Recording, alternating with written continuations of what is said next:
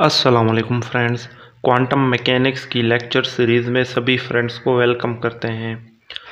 आज हम the potential step का case number 2 E less than V naught को स्टडी करेंगे। प्रीवियस लेक्चर में हमने case number 1 E greater than V naught को स्टडी किया था और उसमें हमने देखा था कि इंसिडेंट पार्टिकल्स की जो एनर्जी है वो इस पोटेंशियल बैरियर, ठीक है, ये वाला पोटेंशियल बैरियर है, इससे जो है ना ज़्यादा है। पार्टिकल के पास जो एनर्जी है ना वो इससे ज़्यादा है। इससे हम रीजन 1 बोलते हैं और इसको रीजन 2 बोलते हैं। रीजन 1 के अंदर पार्टिकल कम्प्लीटली फ्री हैं, यहाँ पे पोटेंशियल ज़ीरो है। तो हमने इसे क्लासिकली और क्वांटम मैकेनिकली देखा था। फिर रीजन 2 के अंदर चूँकि यहाँ पे पार्टिकल फेस करता है इस पोटेंशियल को V is equal to V naught को, तो तब जो है ना क्लासिकली और क्वांटम मैकेनिकली पार्टिकल में क्या चेंजेस आती हैं वो भी हमने देखी थी। लेकिन case number E greater than V naught जो कि प्रीवियस लेक्चर में हमने पढ़ा था, उसमें हमने यानी कि 100% पार्टिकल होते हैं हमारे पास, इंसिडेंट पार्टिकल 100% होते हैं, है ना। तो वहाँ पे हमने ये देखा था कि मेजॉरिटी ऑफ पार्टिकल ट्रांसमिट होते हैं क्योंकि इंसिडेंट पार्टिकल की एनर्जी जो है ना इस बैरियर से ज़्यादा है। यूँ समझ लें कि 90% पार्टिकल जो है ना वो क्रॉस हो गए, लेकिन कुछ पार्टिकल रिफ्लेक्ट हो गए, उनकी तादाद बहुत कम थी, ठीक है। ये तो प्रीवियस लेक्चर की बातें हैं। लेकिन अगर हम बात करें E less than V naught के इंसिडेंट पार्टिकल की एनर्जी जो है वो इस पोटेंशियल बैरियर से कम है, तो अब क्या होगा, है ना। पार्टिकल चूँकि 100 पार्टिकल हैं, इंसिडेंट पार्टिकल तो 100% ही होंगे ना, तो इस केस में क्या होगा कि मेजॉरिटी ऑफ पार्टिकल जो है ना वो रिफ्लेक्ट बैक होंगे। Majority of particle up to 90% या इससे भी मोर हो सकते हैं। लेकिन ये हैरत वाली बात है कि क्वांटम मैकेनिकली फिर भी कुछ ना कुछ प्रोबेबिलिटी होगी कि कुछ जो है ना मामूली से पार्टिकल यहाँ पे ट्रांसमिट भी होंगे, ठीक है। हालांकि पार्टिकल के पास एनर्जी कम है इस पोटेंशियल बैरियर से, लेकिन फिर भी रीजन 2 के अंदर पार्टिकल की कुछ तादाद होगी। कुछ पार्टिकल जो है ना इस बैरियर को क्रॉस कर जाएंगे, रीजन 2 में इंटर हो जाएंगे, लेकिन बहुत कम लेस नंबर ऑफ पार्टिकल जो है ना वो रीजन 2 के अंदर जाएंगे। अगर हम क्लासिकली अगर इस चीज़ को देखें तो क्लासिकली ये है कि तमाम के तमाम पार्टिकल जो है ना वो बैक हो जाएंगे, है ना, क्योंकि पार्टिकल के पास एनर्जी बहुत कम है इस पोटेंशियल बैरियर से। ऑलमोस्ट तमाम पार्टिकल जो है ना 100% पार्टिकल जितने भी इंसिडेंट थे वो तमाम के तमाम रिफ्लेक्ट बैक या बाउंस बैक होंगे। क्लासिकली कोई भी पार्टिकल जो है ना इस बैरियर को क्रॉस नहीं करेगा, लेकिन क्वांटम मैकेनिकली जो है ना कुछ पार्टिकल जो है ना इस बैरियर को क्रॉस करेंगे और रीजन 2 में ट्रांसमिट होंगे, सही है। अब हम थ्योरेटिकली से देखते हैं, क्लासिकली पहले इस सिस्टम को देखते हैं, है ना, कि क्लासिकली क्या व्यूज़ हैं इसके बारे में। क्लासिकली क्या है, for case number E less than V naught, यानी कि इंसिडेंट पार्टिकल की एनर्जी लेस है इस पोटेंशियल स्टेप से। In classically the particles arriving at potential step from left, ठीक है, विद मोमेंटम, इतने मोमेंटम के साथ वो जो है ना मूव करता है इस रीजन 1 के अंदर, will come to stop at x is equal to 0। जब वो x इज इक्वल टू 0 यानी कि पोटेंशियल स्टेप के पास आता है तो वो स्टॉप हो जाता है और बाउंस बैक हो जाता है। And all the particle bounce back with magnitude of momentum unchanged, और तमाम के तमाम जितने भी पार्टिकल है ना रीजन 1 के अंदर वो तमाम के तमाम जो है ना वो बाउंस बैक हो जाते हैं। कोई भी पार्टिकल जो है ना रीजन 2 के अंदर इंटर नहीं हो पाता। क्लासिकली जो है ना कोई भी पार्टिकल ट्रांसमिट नहीं होगा रीजन 2 के अंदर। तमाम के तमाम इंसिडेंट पार्टिकल जो है ना वो रीजन 1 के अंदर ही बाउंस बैक हो जाएंगे, इस पोटेंशियल बैरियर से टकरा के वो बाउंस बैक हो जाएंगे। ये क्लासिकली व्यूज़ था। अब हम इसको क्वांटम मैकेनिकली देखेंगे, क्लियर। अब हम क्वांटम मैकेनिकली देखते हैं। पहले रीजन 1 को जो है ना हम देखते हैं क्वांटम मैकेनिकली कि यहाँ पे पार्टिकल का बिहेवियर किस तरह से है। लेकिन कोई भी, अब आप जानते हैं कि क्वांटम मैकेनिकली हम किसी सिस्टम की जांच कैसे कर सकते हैं, किसी प्रॉब्लम को कैसे सॉल्व करते हैं, तो हम ऑलवेज क्वांटम मैकेनिकली किसी भी प्रॉब्लम को सॉल्व करते हैं तो उसकी स्टार्टिंग हम कहाँ से लेते हैं, श्रोडिंगर वेव इक्वेशन से लेते हैं। सही है। तो श्रोडिंगर वेव इक्वेशन हमारे पास क्या है, minus h cut square over 2m d square psi of 1, region 1 की बात कर रहे हैं, और d x square plus v of x psi of 1 equal to e psi of 1। So region 1 के अंदर आप जानते हैं कि पार्टिकल कम्प्लीटली फ्री है, तो वो कोई पोटेंशियल भी फील नहीं करता, लिहाजा ये वाली टर्म जो है ना ये वैनिश हो जाएगी।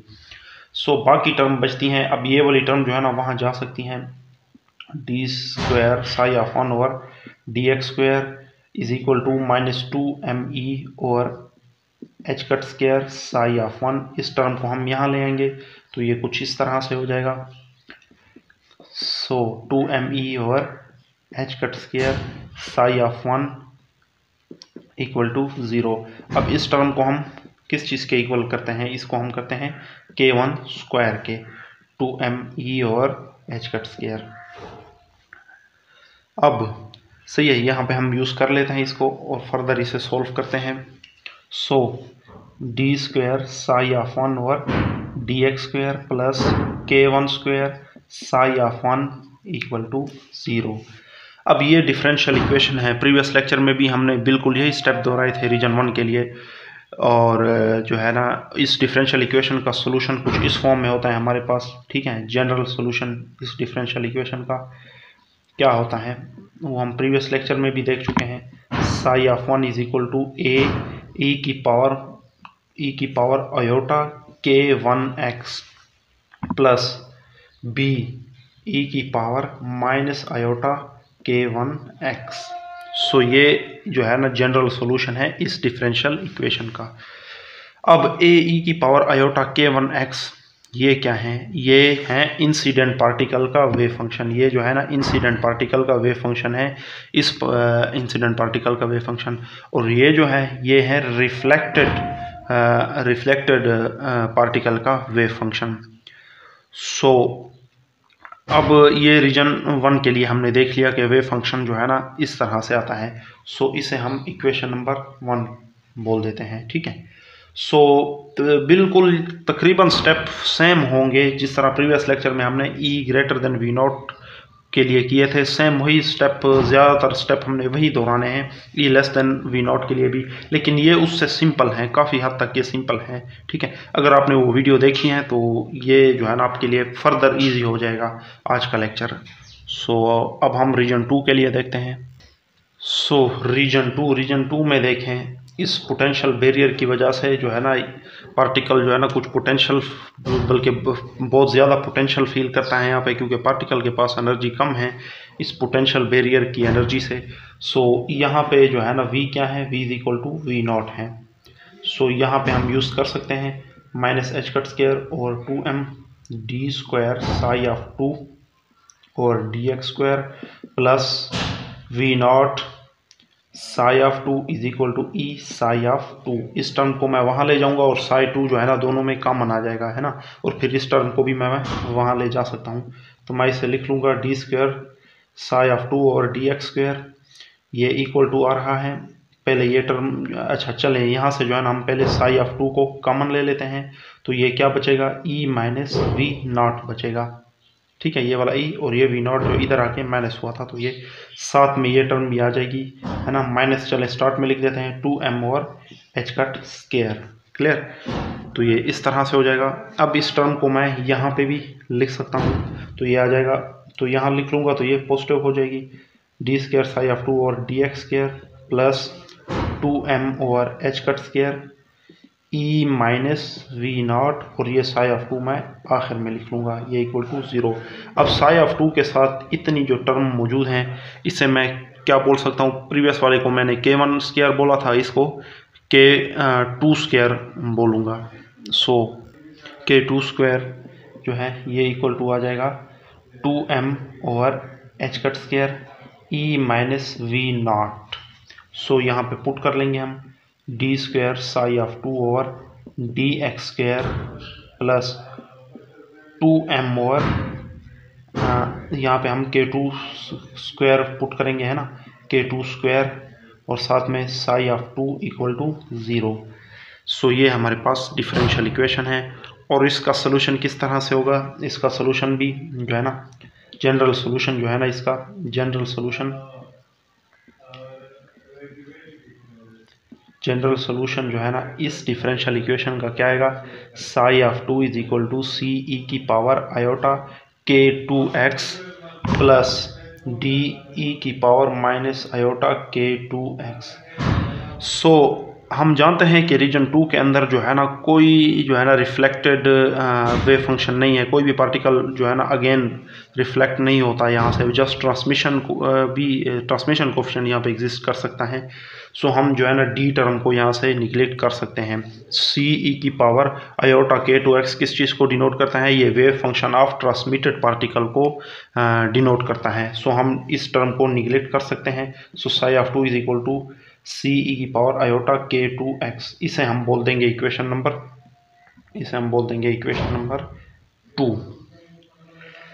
अच्छा, एक और काम है यहाँ पे। सो ज़्यादातर स्टेप स्टार्ट में ही हमने कहा कि प्रीवियस लेक्चर वाले ही होंगे, जस्ट थोड़ी सी चेंजिंग ही होगी। तो वो चेंजिंग क्या होगी, यहाँ पे चेंजिंग ये है कि रिफ्लेक्टेड नंबर ऑफ पार्टिकल बहुत ज़्यादा हैं और ट्रांसमिटेड नंबर ऑफ पार्टिकल बहुत कम है। क्योंकि हम स्टडी कर रहे हैं कि E लेस देन है V0 से, E लेस देन V0, ठीक है। तो ये E जो है ना इसको V0 से लेस करना है किसी तरीके से, फिर इसके अंदर ये वेव वेक्टर हमने वैनिश करना है। तो ये थोड़ी सी चेंजिंग है इस केस के अंदर, क्लियर, ठीक है। क्योंकि E यहाँ पे हमारे पास लेस है V0 से, ठीक है। तो V0 यहाँ पे चूँकि नेगेटिव टर्म है तो ये ऐसा नहीं होना चाहिए, E को जो है ना लेस होना चाहिए इस V0 से। सो हम इसे कैसे कर सकते हैं, सो हम जो है ना इस V0 को पहले लिख लेंगे और यहाँ से जो है ना हम पहले नेगेटिव को कॉमन ले लेंगे अपनी तरफ से। सो मैं कुछ पोर्शन इसका रफ करता हूँ, फिर इसे क्लियर करते हैं, ठीक है। तो इस केस की वजह से जो है ना यहाँ से हम जो है ना V0 ग्रेटर होना चाहिए E से, तो यहाँ पे हमने जस्ट वेव वेक्टर के अंदर यही चेंजेस करनी है। सो k2 ये हमारे पास इक्वल टू हो जाएगा -2m और h कट स्क्वायर, यानी कि माइनस मैंने कॉमन ले लिया तो V0 पहले आ जाएगा और E यहाँ पे बाद में आएगा। अब जो है ना मैं इसका स्क्वायर रूट ले लूँ तो ये क्या हो जाएगा, k2 is equal to minus के को चलें बाहर लिख लेते हैं, ठीक है। स्क्वायर रूट दोनों तरफ से ले रहे हैं, है ना। सो -1 का स्क्वायर रूट यहाँ आ जाएगा और बाकी टर्म 2m ओवर h का स्क्वायर V0 माइनस E और इसका स्क्वायर रूट, है ना। दोनों तरफ से मैंने स्क्वायर रूट ले लिया है। अब -1 का जो स्क्वायर रूट है, -1 का स्क्वायर रूट ये किस चीज़ के इक्वल आता है, ये आयोटा के इक्वल आता है। सो k2 मेरे पास इक्वल टू आ जाएगा iota and multiply by this term 2m over h cut square V0 minus E, ठीक है। ये अब हमारा केस को ये फॉलो कर सकता है। अब V0 हमें ग्रेटर लग रहा है E से, ठीक है। सो इस टर्म को भी मैं किसी वेव वेक्टर के इक्वल रख देता हूँ, लेट्स सी से k के इक्वल रख देते हैं, ठीक है। किसी और टर्म के भी रख सकते हैं इक्वल, सो लेट्स सी के k के इक्वल रख लेते हैं, बुक को फॉलो करते हैं। 2m over h cut square V0 minus E, इसका जो स्क्वायर रूट है ये k के इक्वल है, तो यहाँ पे मैं k यूज़ कर लूँगा, k2 is equal to iota k। बस जस्ट यही चेंजेस हमने यहाँ पे लानी थी, क्लियर। अब इस इक्वेशन के अंदर मैं यहाँ पे ये यूज़ करूँगा, k2 की जगह मैं आयोटा k को अगर यहाँ पे यूज़ करूँ तो साई 2 मेरे पास इक्वल टू हो जाएगा सी ई की पावर आयोटा बाहर आ गया, आयोटा k, ठीक है। k2 की जगह आयोटा k आ गया, k2 की जगह आयोटा k इंटू बाहर ये x एज इट इज़ आ गया। सो आयोटा से मल्टीप्लाई होके क्या हो जाएगा आयोटा स्क्वायर, और आयोटा स्क्वायर किस चीज़ के इक्वल होता है, -1 के इक्वल होता है। सो इस वेव फंक्शन को जो है ना यहाँ पे लिख लेते हैं थोड़ी सी जगह क्लियर करके।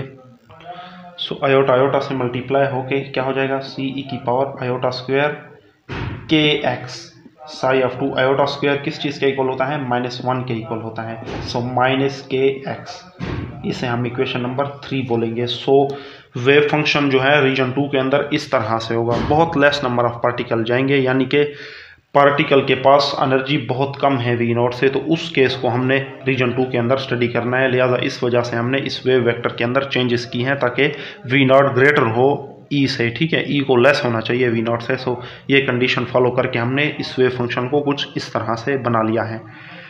अब आगे वाला काम बिल्कुल वही है। इसके बाद जिस तरह प्रीवियस लेक्चर में हमने किया बिल्कुल वही है कि इंसिडेंट पार्टिकल की डेंसिटी क्या है, रिफ्लेक्टेड पार्टिकल की डेंसिटी क्या है और ट्रांसमिटेड पार्टिकल की डेंसिटी क्या है। फिर वहाँ से हम जो है ना ट्रांसमिशन और रिफ्लेक्टेड कोफिशिएंट्स को भी निकाल सकते हैं।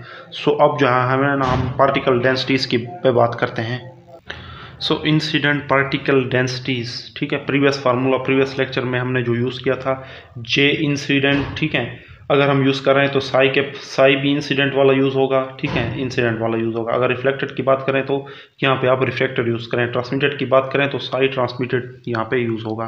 सो j incident is equal to है iota h cut by 2m psi incident d psi asterisk over d x minus psi incident asterisk into d psi incident over d x. यहाँ पे जो है ना साई और उसका डेरिवेटिव और स्टेरिक का डेरिवेटिव, यहाँ पे स्टेरिक और साई का डेरिवेटिव, तो इस तरह इसको याद कर सकते हैं, ठीक है। तो विदाउट स्टेरिक और स्टेरिक का derivative, asterisk and without asterisk का डेरिवेटिव, बाहर क्या आएगा iota h cut by 2m। So यहाँ पे साई इंसिडेंट यूज़ किया, ठीक है, और यहाँ पे उसका स्टेरिक, यहाँ पे साई स्टेरिक, ठीक है, इंसिडेंट वेव फंक्शन यही है ना ये।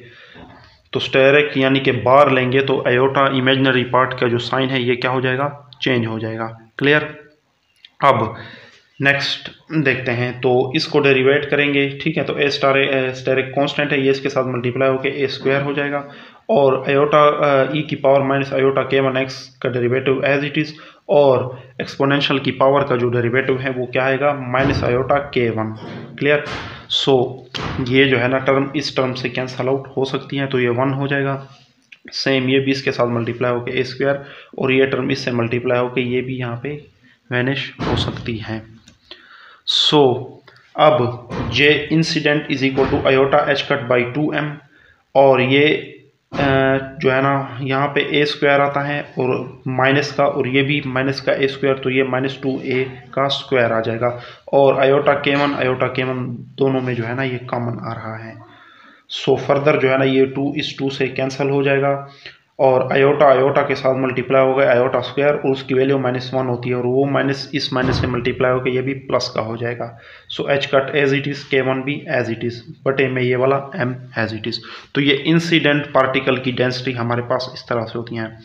अब case E less then V0 के लिए अगर हम देखते हैं तो हम नॉर्मली यही सोचते हैं कि क्लासिकली भी यही है, क्वांटम मैकेनिकली अगर इसको देखते हैं तो मेजॉरिटी ऑफ पार्टिकल जो है ना वो बैक होते हैं।